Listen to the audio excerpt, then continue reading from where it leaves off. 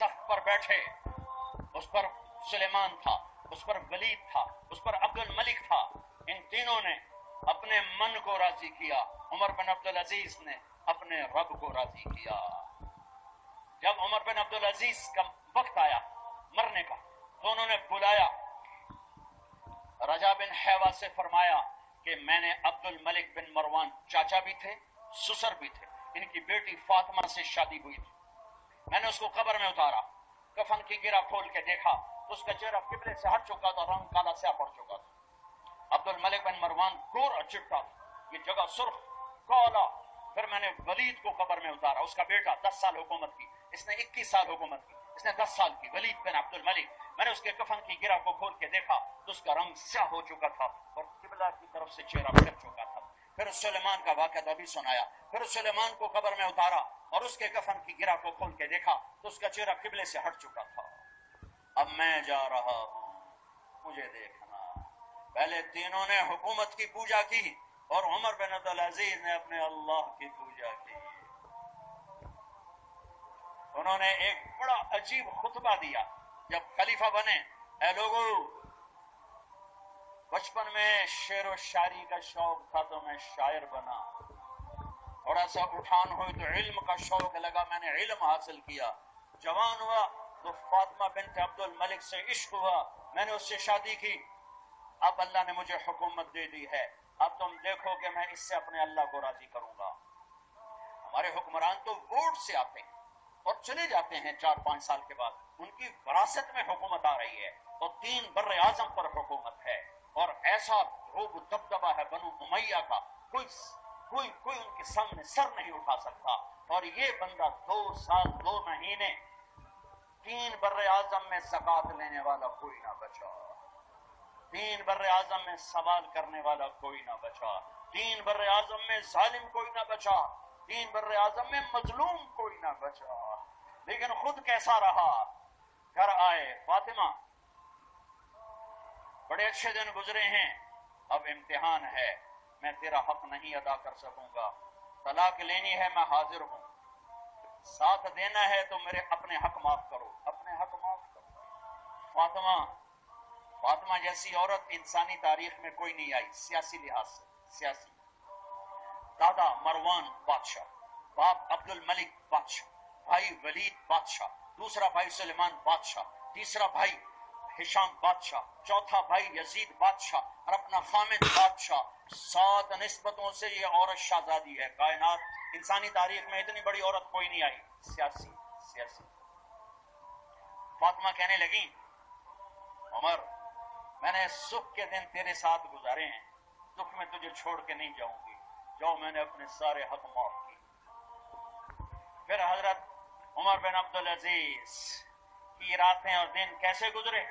فاطمہ بنت عبد الملک فرماتی ہیں 2 سال 2 مہینے میں وہ میرے بستر پر میرے ساتھ نہیں لیٹے، انہیں غسل کی ضرورت نہیں پیش آئی، مسلح پہ بیٹھتے روتے وہیں سو جاتے اور روتے وہیں سے اٹھتے. پر 3 بر اعظم میں ظالم کوئی نہ بچا، مظلوم کوئی نہ بچا، زکوٰۃ لینے والا کوئی نہ بچا، بھکاری بھیک مانگنے والا کوئی نہ بچا. 3 بر اعظم کو ایسے صاف کر دیا. یہ فیصلہ آباد بھی ان کی حکومت میں شامل تھا، کیونکہ ملتان وہ بمبئی تک اور ملتان دیپال پور تک، یہ سارا علاقہ ملتان میں آتا ہے. اور محمد بن قاسم نے ملتان فتح کیا ولید کے زمانے میں. اپنی حکومت کو اللہ کی رضا کے لیے استعمال کیا. کیسے استعمال کیا؟ سارے مال فاطمہ کا سارا زیور بیت المال میں ڈال دیا، تنخواہ پہ آ گئے. عید کا موقع آیا، بچوں نے ماں سے کہا، 12 بچے تھے، بچیاں 12 بچے، ہمیں کپڑے لے کر دو، عید آ رہی ہے، ہر آدمی اپنے بچوں کے لیے کپڑے لے رہا ہے، ہمارے بچے بھی کہہ رہے ہیں کپڑے لیں. جاؤ بھائی لوگ. فاطمہ کے پاس عمر 3 بر اعظم کے بادشاہ کے بچے آ رہے ہیں، ماں جی عید آ رہی، کپڑے تو لے دیں. ابا سے کہیں کہ ابا سے بات کرتے ہیں. ابا تشریف لائے، خزانے لبالب بھرے ہوئے گندم کے ڈھیر کی طرح کہ امیر المومنین بچے کپڑے مانگ رہے ہیں. فاطمہ میرے پاس تو پیسے نہیں، میں کہاں سے کپڑے لے کر دوں، میرے پاس تو پیسے کوئی.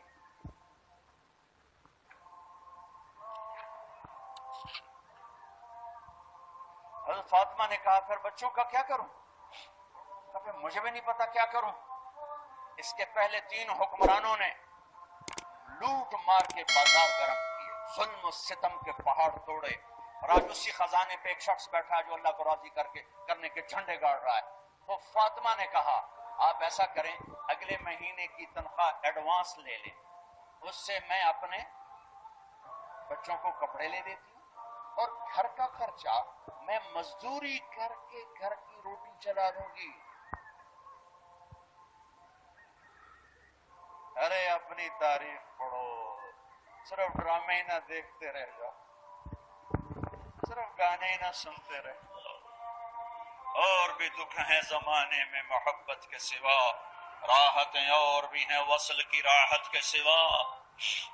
انہوں نے اپنے بلایا وزیر خزانہ مزاحم، اپنے غلام، ہاں بھائی مزاحم، ہمیں بچوں کے کپڑے چاہیے تو اگلے مہینے کی تنخواہ ایڈوانس مل جائے۔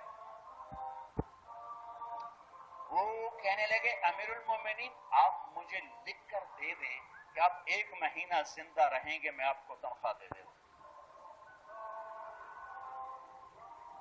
عمر بن عبدالعزیز سر جھکایا، اٹھے، گھر گئے، فاطمہ میرے بچوں سے کہہ کہ تمہارا باپ کپڑے لے کے نہیں دے سکتا۔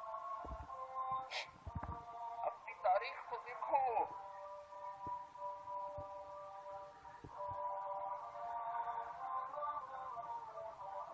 عید کا دن آ گیا،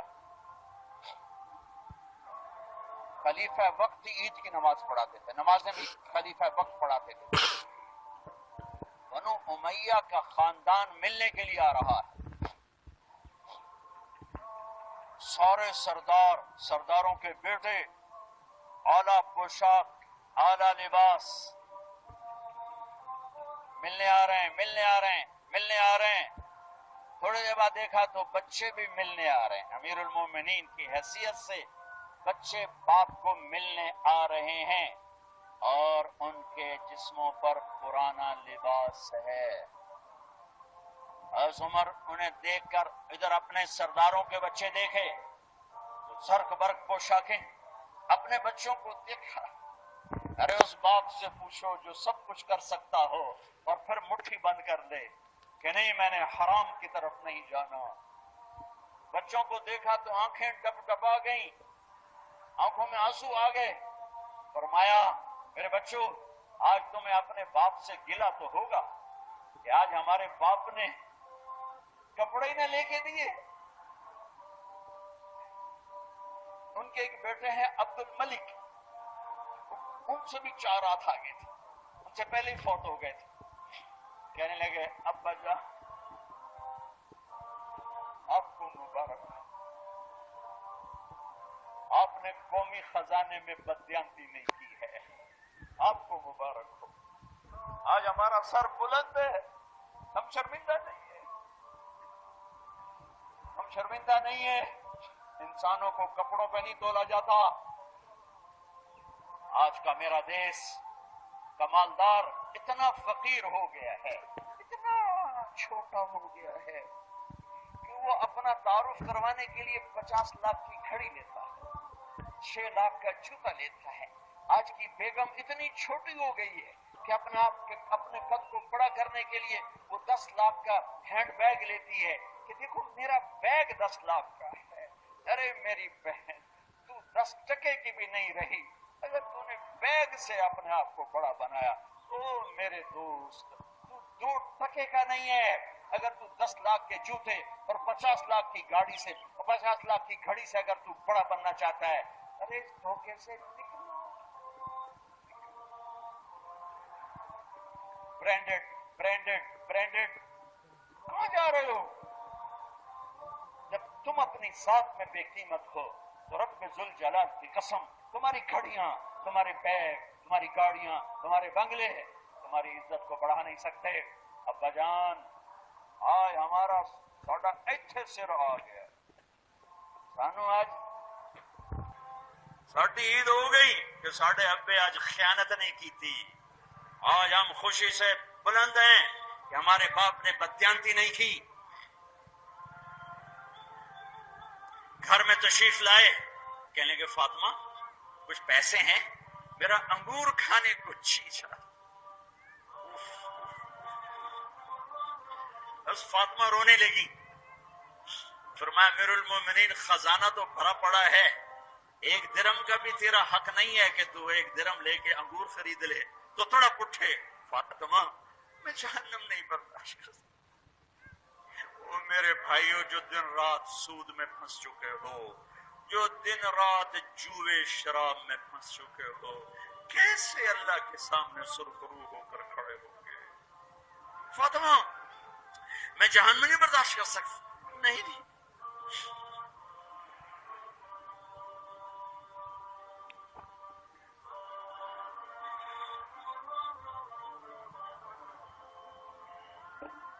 ایک رات گھر میں تشریف لائے، بچیاں بیٹیاں،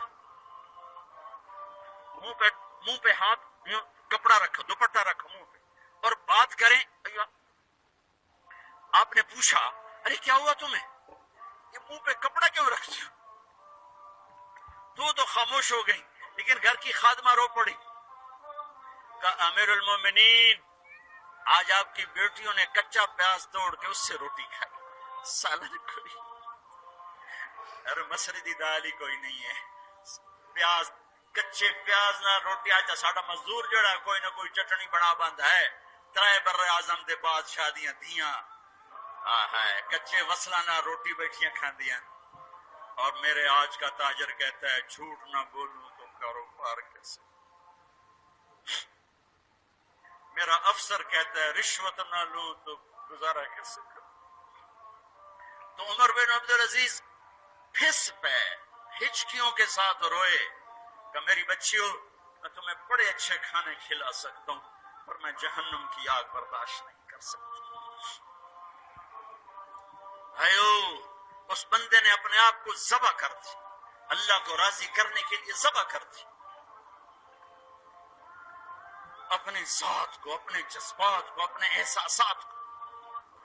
جب گورنر ہوتے تھے نا تو حضرت فاطمہ کی ایک باندی تھی، ان سے انہیں عشق ہو گیا، تو اپنی بیگم سے کہتے یہ باندی مجھے گفٹ کر دو، وہ کہتی میں نہیں کرتی۔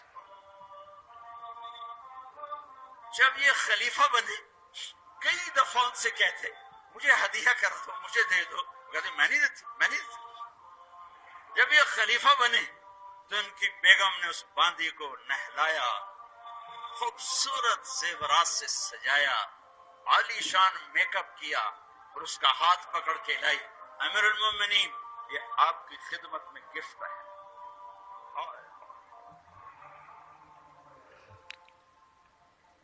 اس کو یوں دیکھا، فرمایا کہاں سے آئی تھی؟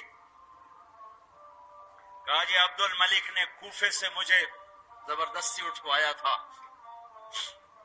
تو دو آدمی بلائے کہ جاؤ اسے اس کے مالک کے پاس واپس بھیج دو۔ وہ کہنے لگی این وجدک علی یا امیر المومنین، امیر المومنین آپ کا عشق کہاں گیا جو میرے ساتھ تھا؟ تو عمر کی آنکھیں بھر آئیں، کہا وہ پہلے سے بھی زیادہ ہے، لیکن تمہیں اللہ کے لیے قربان کرتا ہوں، میں اپنے عشق کو اللہ کے لیے قربان کرتا ہوں۔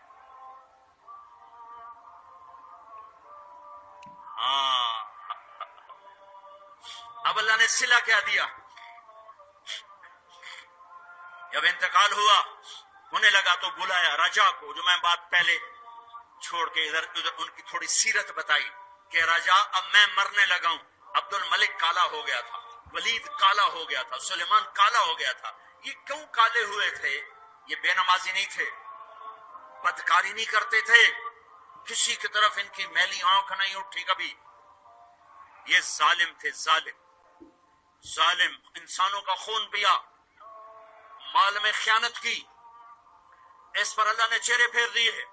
آج عمر بن عبدالعزیز جا رہا ہے کہ دیکھو میں جا رہا ہوں، مجھے دیکھو میرے ساتھ کیا ہوتا ہے۔ ان کا انتقال ہوا، ان کی میت قبر کے کنارے رکھی گئی اور اب نیچے اتارنا ہے۔ سلیمان کی میت کو اتارنے لگے تو ہلنے لگا اور عذاب قبر پہلے شروع ہو گیا، عمر کی میت کو جب قبر کے قریب کیا گیا، ایسے ہوا کا جھونکا آیا، ایک پرچہ ایسے لہراتا ہوا یوں آیا، یوں آیا، یوں آیا، اور عمر کے سینے پر گر گیا۔ لوگ اکٹھے ہو گئے، پرچے کو کھول کے دیکھا گیا تو اس پہ لکھا تھا بسم اللہ الرحمن الرحیم، براءۃ من اللہ لعمر بن عبد العزیز من النار۔ یہ پروانہ ہے اللہ کی طرف سے اس کے بندے عمر کے لیے کہ اسے جہنم سے نجات کی خوشخبری سنا دی جائے۔ آہا، مرنا ہو تو یوں مرو، اللہ ایسی موت دے دے۔ کہتے ہیں پھر میں نے ان کو قبر میں اتارا، جب قبر میں اتارا تو کیا دیکھا؟ میں نے کفن کی گرہ کھولی تو چہرہ قبلے کی طرف فٹ اور یوں لگا جیسے 14ویں رات کا چاند قبر میں اتر آیا۔ میرے بھائیوں بہنوں، اپنے اللہ سے صلح کر لو، اپنے اللہ سے صلح کر لو، اس کے محبوب مصطفیٰ صلی اللہ علیہ وسلم کی غلامی میں آ جاؤ، آ جاؤ، آ جاؤ۔